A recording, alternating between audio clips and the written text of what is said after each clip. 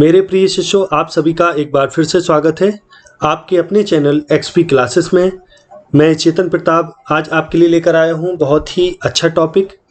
और आज का जो टॉपिक है इसमें हम बात करने वाले हैं वासुदेव शरण अग्रवाल जी की जीवन परिचय के बारे में और साथ ही साथ साहित्यिक परिचय के बारे में। तो आप वीडियो के अंत तक बने रहें। ये बोर्ड एग्जाम के स्टूडेंट्स के लिए बहुत ही इंपॉर्टेंट है, चाहे वो 10th में हो या 12th में हो। इवन ये 9th फर्स्ट ईयर के लिए भी इम्पोर्टेंट है। और अदर बोर्ड्स में जहाँ भी जीवन परिचय से संबंधित या साहित्यिक परिचय से संबंधित टॉपिक पूछे जाते हैं तो वासुदेव शरण अग्रवाल जी का ये इसमें जीवन परिचय प्लस साहित्यिक परिचय दोनों हैं। तो वीडियो के आप अंत तक बने रहें। हालांकि इसको पहले मैंने शॉर्ट में दिया हुआ है, आप इसको समझ लें, फिर मैं इसको आपको विस्तार में समझाऊंगा। तो देखें जरा शॉर्ट में पहले। तो जैसे कि आपको बोर्ड एग्जाम में एक शॉर्ट में भी ये देना होता है तो आप शॉर्ट में इतना लिख सकते हैं और फिर बाकी उसको विस्तार से जैसा आप चाहें वैसा लिखें। तो चलिए देखते हैं। अब इनका जो नाम है, आज हम बात करेंगे वासुदेव शरण अग्रवाल, डॉक्टर वासुदेव शरण अग्रवाल। इनका जन्म 1904 में और जन्म स्थान के बारे में मैंने यहाँ लिखा है उत्तर प्रदेश के मेरठ जिले का खेड़ा नामक ग्राम। शिक्षा MA इन्होंने किया था, PhD DLET की उपाधि इनको मिली थी। और लेखन विधा की बात करें तो इन्होंने निबंध, शोध और संपादन पर कार्य किया। भाषा शैली शुद्ध और परिष्कृत खड़ी बोली है। शैली की अगर बात की जाए, भाषा इनकी शुद्ध परिष्कृत खड़ी बोली हो गई और शैली जो है वो इनकी विचार प्रधान, गवेषणात्मक, व्याख्यात्मक और उद्धरण शैली का इन्होंने प्रयोग किया हुआ है।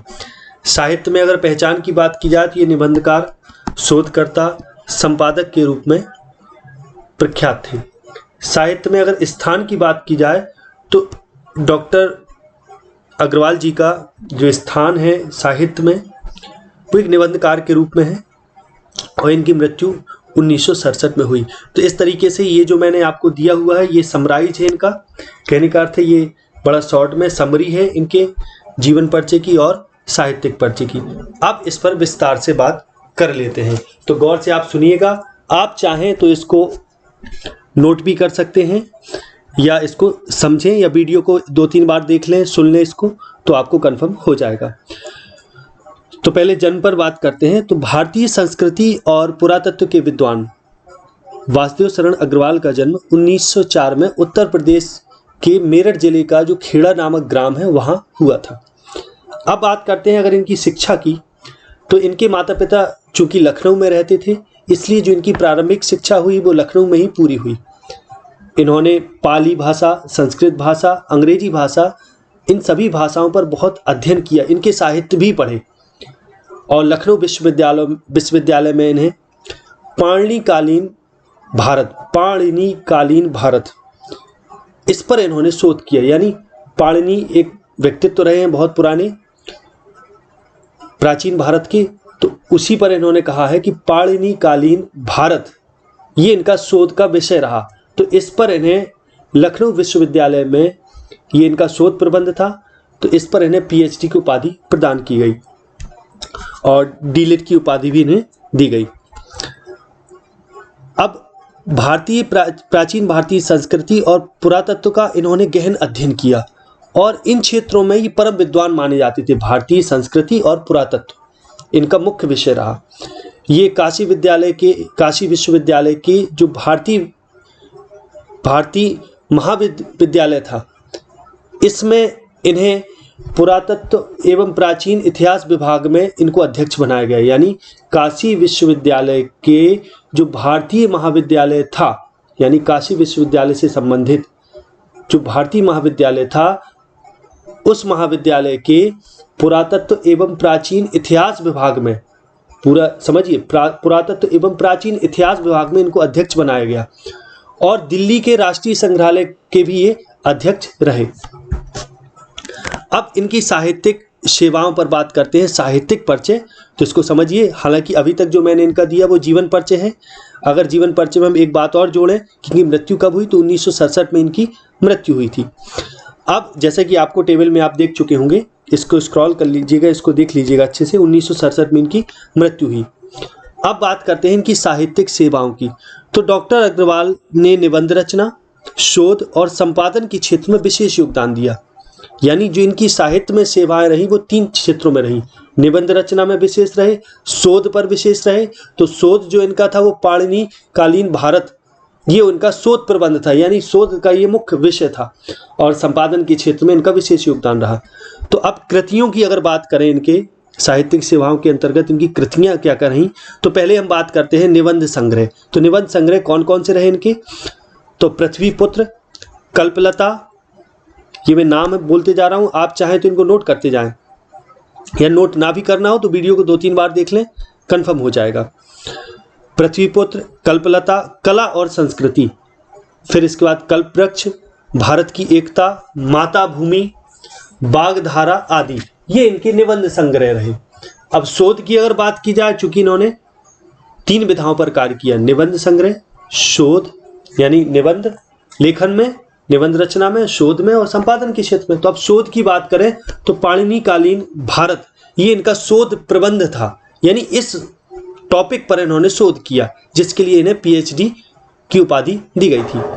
अब संपादन की बात कर ली जाए तो संपादन इन्होंने जायसी कृत पद्मावत की संजीवनी व्याख्या, इसका इन्होंने संपादन किया। फिर से समझे, जायसी कृत पद्मावत की संजीवनी व्याख्या, इसका इन्होंने संपादन किया।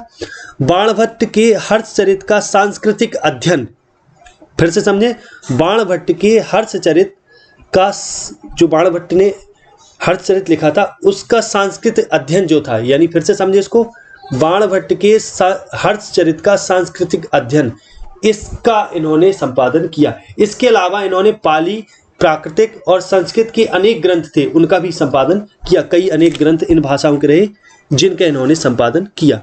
अब भाषा शैली, जैसे कि बता चुके हैं, शुद्ध और परिष्कृत खड़ी बोली इनकी भाषा शैली रही, और इनकी भाषा शैली बड़ी श्रेष्ठ रही, पांडित्यपूर्ण, यानी विद्वता से भरी हुई।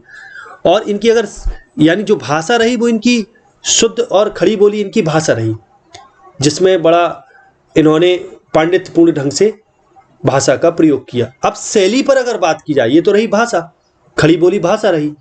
अब शैली पर बात की जाए तो शैली जो रही वो इनकी विचार प्रधान शैली रही, और साथ ही साथ इन्होंने अन्य शैलियों का भी प्रयोग किया, जैसे गवेषणात्मक शैली, व्याख्यात्मक शैली, उद्धरण शैली, इन सब शैलियों का भी इन्होंने प्रयोग किया।